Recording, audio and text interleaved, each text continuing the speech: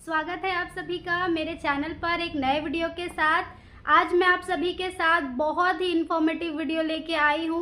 ये वीडियो जो है वो आईसीटी से यूजीसी नेट एग्जाम में जो बाइनरी से डेसिमल कन्वर्जन के क्वेश्चन आते हैं वो क्वेश्चंस आपके कभी गलत नहीं होंगे अगर आप ये वीडियो देख लेंगे पूरे लास्ट तक।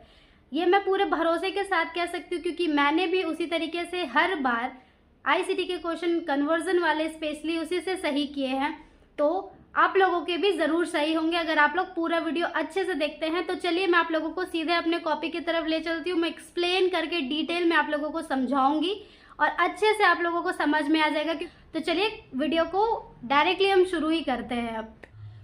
तो देखिए यहाँ पे हम लोग नंबर सिस्टम के बारे में पहले जानेंगे कि कन्वर्जन करना होता है हम लोग को binary to decimal.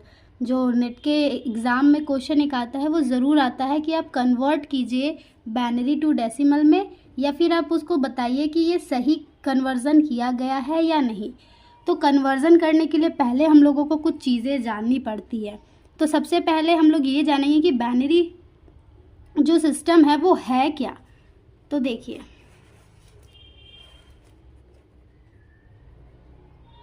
Binary number system जो होता है ना, बाइनरी नंबर सिस्टम में 2 डिजिट होते हैं, 0 और 1। बाइनरी यानी कि बाई यानी कि 2, तो 2 0 और 1, सिर्फ 2 ही इसमें चीज़ों का प्रयोग होगा, 0 और 1। अगर यहाँ पे यूनैरी रहता इसका मतलब होता है 1, तो इसमें सिर्फ 0 का प्रयोग होता, यहाँ पे 1 होता है इसका मतलब।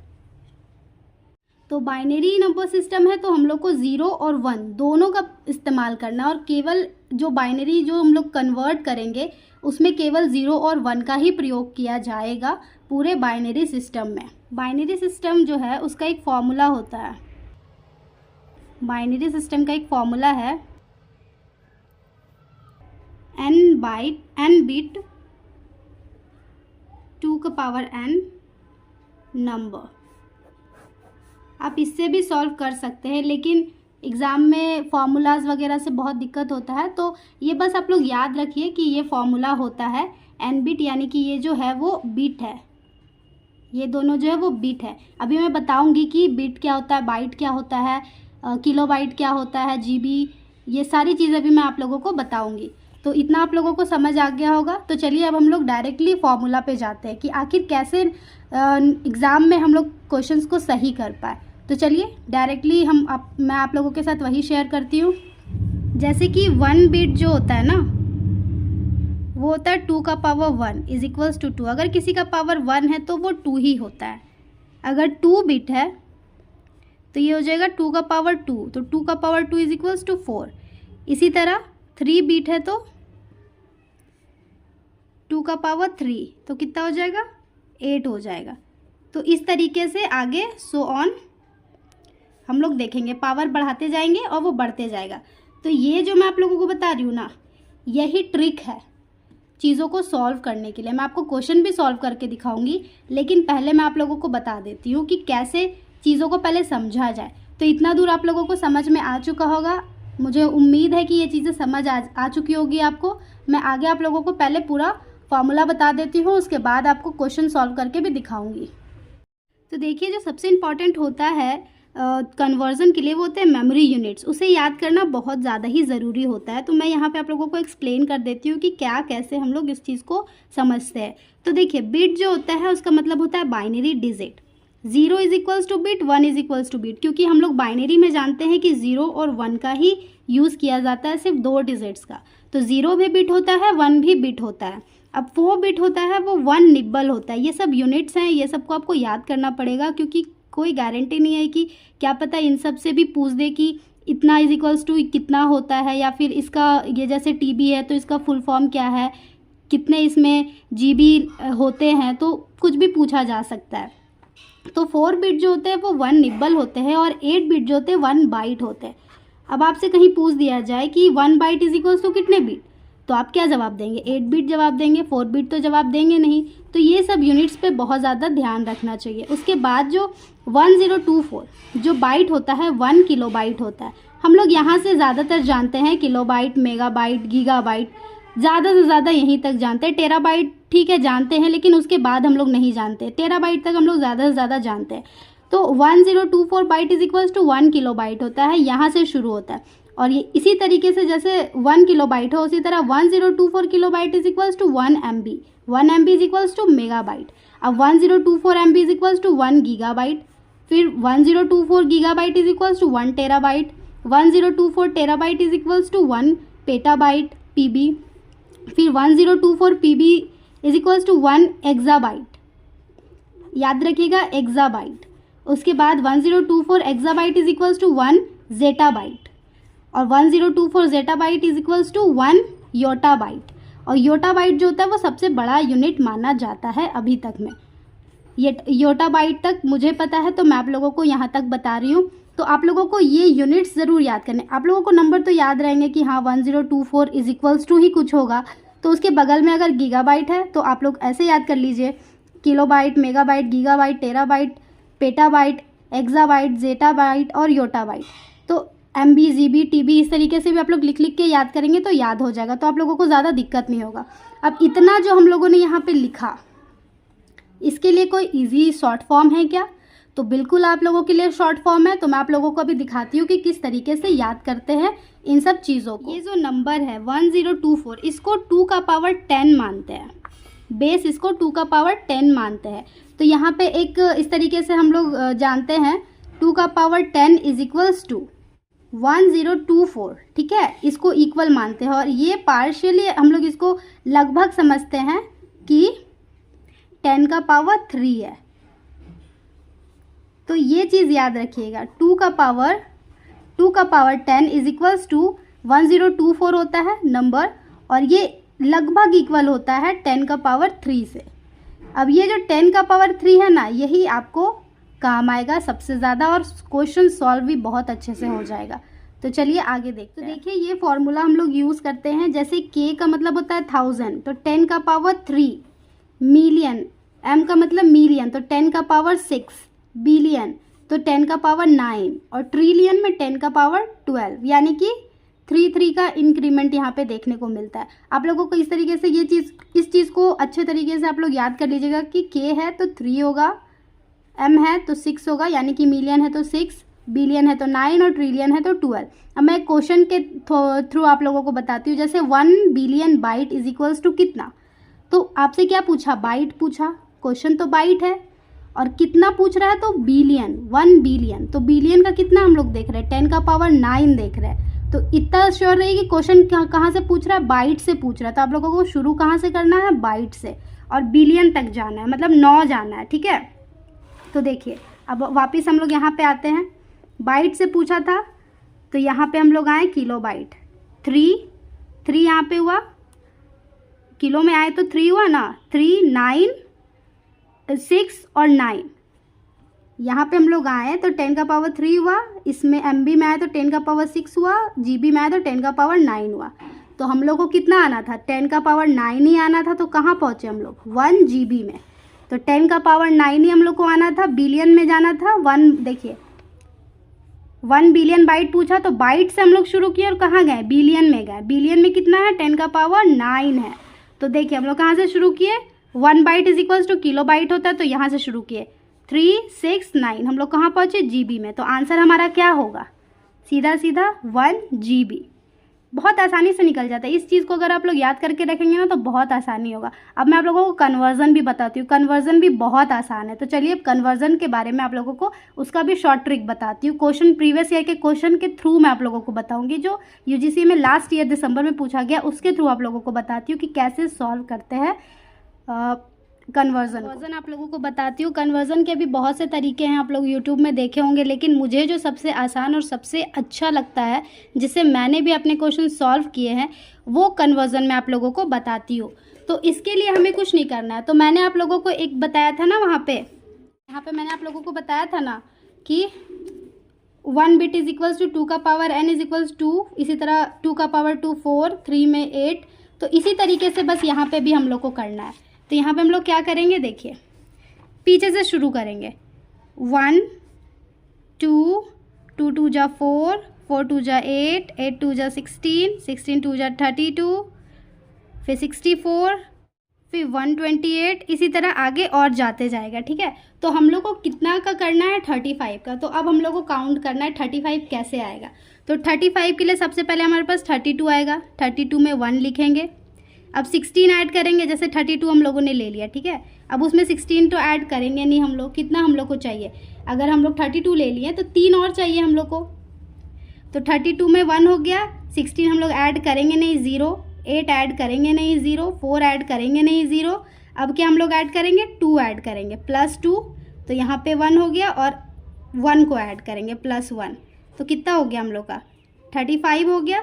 तो हमारा ये जो आंसर तुरंत निकल गया। देखिए डेसिमल से हम लोग का बाइनरी में कैसे कन्वर्ट हो गया। अब इसका आंसर हो जाएगा 1 0 0 0 1 1।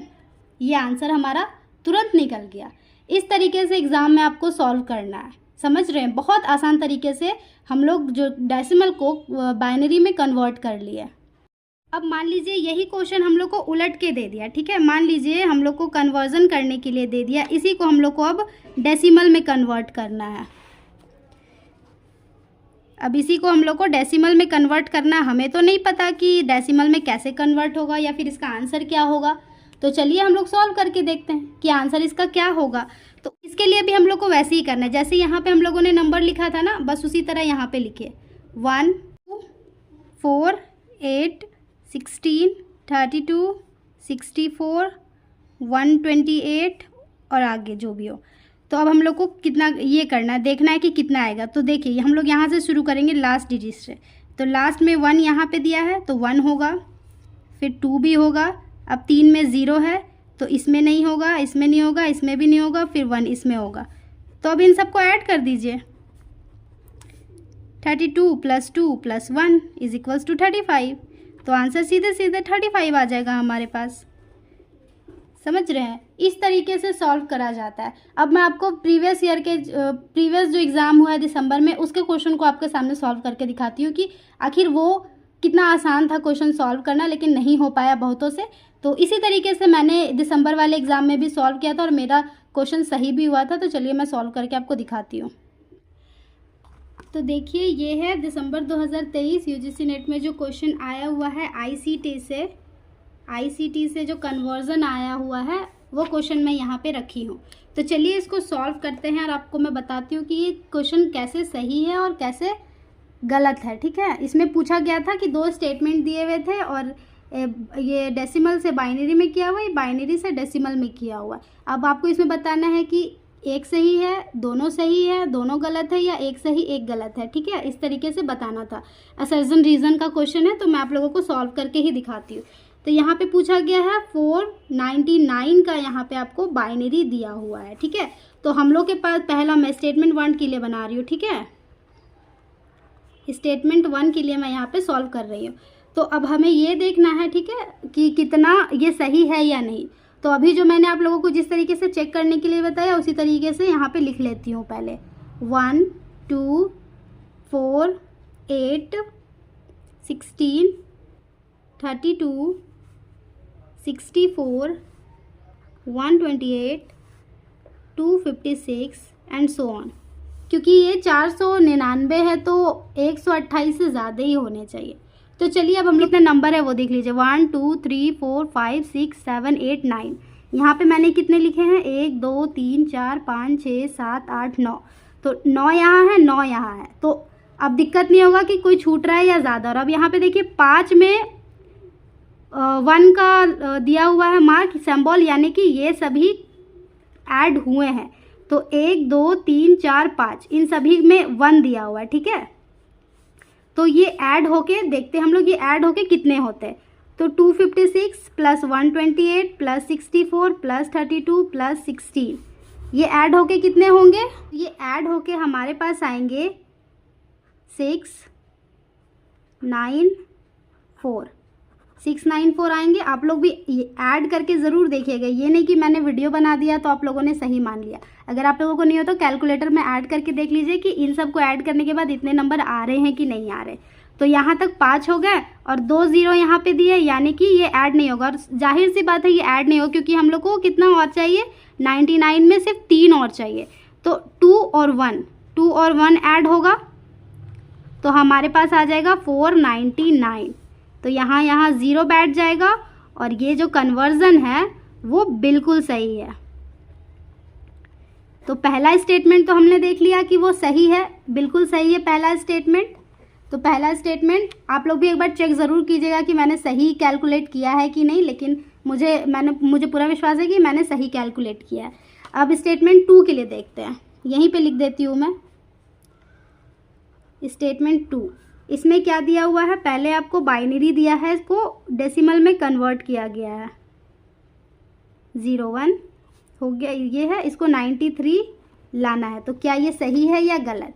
अब इसमें कितने हैं, 1 2 3 4 5 6 7, तो हम लोग 7 पहले लिख लेते हैं।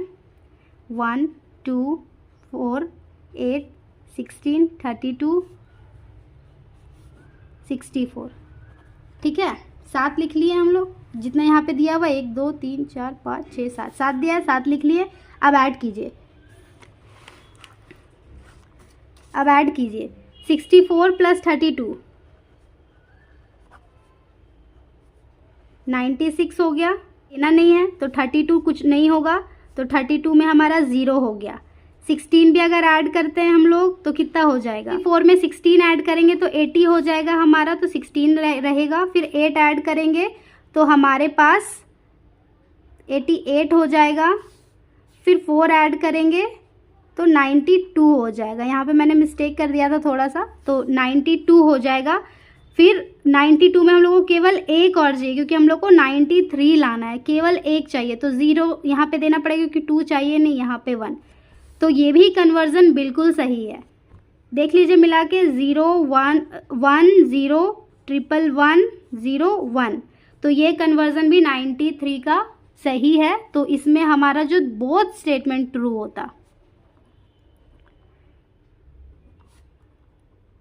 बोथ स्टेटमेंट ट्रू होगा।